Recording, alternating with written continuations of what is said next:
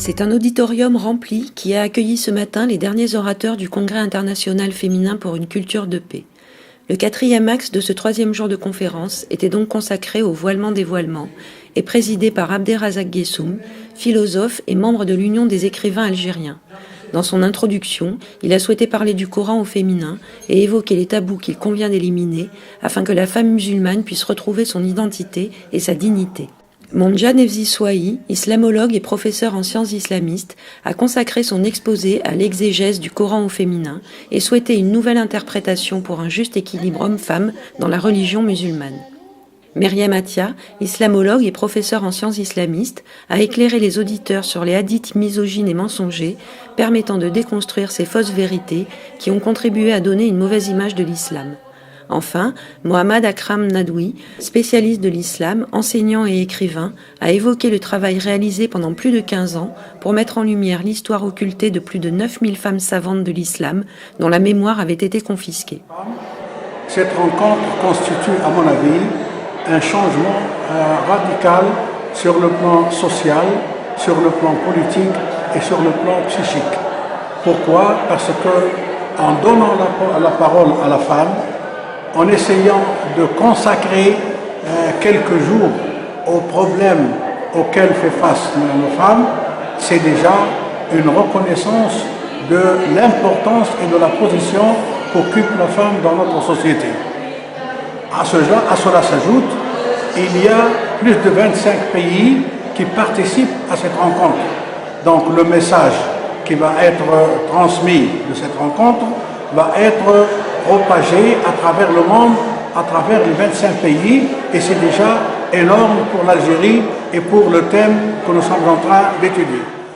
Le 5e et dernier axe était consacré à la culture de paix et présidé par Virginie Larousse, rédactrice en chef du magazine Le Monde des religions. Elle a souhaité rappeler que la paix ne se définissait pas par une absence de conflit, mais par le fait d'être en paix avec soi, avec ses proches, avec le reste de l'humanité, mais aussi avec la planète. Cheikh Khaled Bentounès, écrivain, pédagogue et guide spirituel de la confrérie soufie Alaouia, a ensuite pris la parole pour évoquer la culture de paix, une réalité qui pouvait permettre d'offrir une alternative au monde d'aujourd'hui, promis à un avenir de tempête et de conflits. Il a appelé le public à donner sa signature à une pétition mise en place pour proposer aux Nations Unies de décréter une journée mondiale du vivre ensemble, rappelant que les différences sont une richesse et une complémentarité face à l'égoïsme qui nous sépare et nous entraîne vers l'animalité.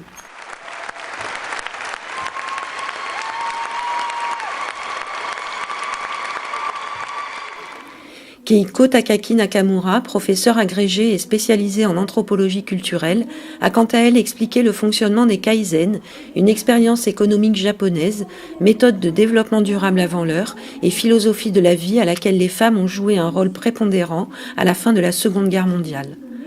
Enfin, cette dernière session de conférence fut présentée par Delia Mamon, fondatrice de l'ONG Graines de Paix, dont le but est de fournir des outils d'éducation à la culture de paix.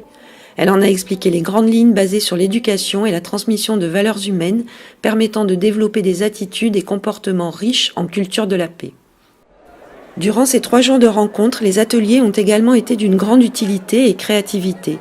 Des projets ont été élaborés, des propositions ont été soumises, des idées ont été lancées. Je suis vraiment épatée de l'engouement que ça suscite, ce qui montre que les gens sont prêts à se déplacer de très loin pour parler de la paix, pour construire sérieusement et concrètement la paix.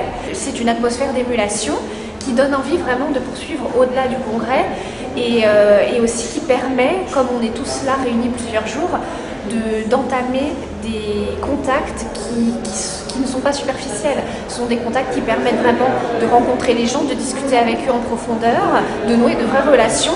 Là, on a eu la possibilité vraiment de discuter ensemble de manière profonde et pas 5 minutes entre 2 portes. Et les volontés des représentants de 27 nationalités se sont unies pour donner une suite à ce moment unique, exceptionnel et audacieux, comme le soulignait Fatima Zora Ben Soltan. La cérémonie de clôture a ainsi donné naissance à une liste de recommandations que les signataires ont appelée la Déclaration d'Oran, une série de propositions concrètes pour que ce congrès extraordinaire ne reste pas lettre morte et devienne la base d'une réalisation commune en vue de mettre en place une plateforme de travail sur la culture de la paix.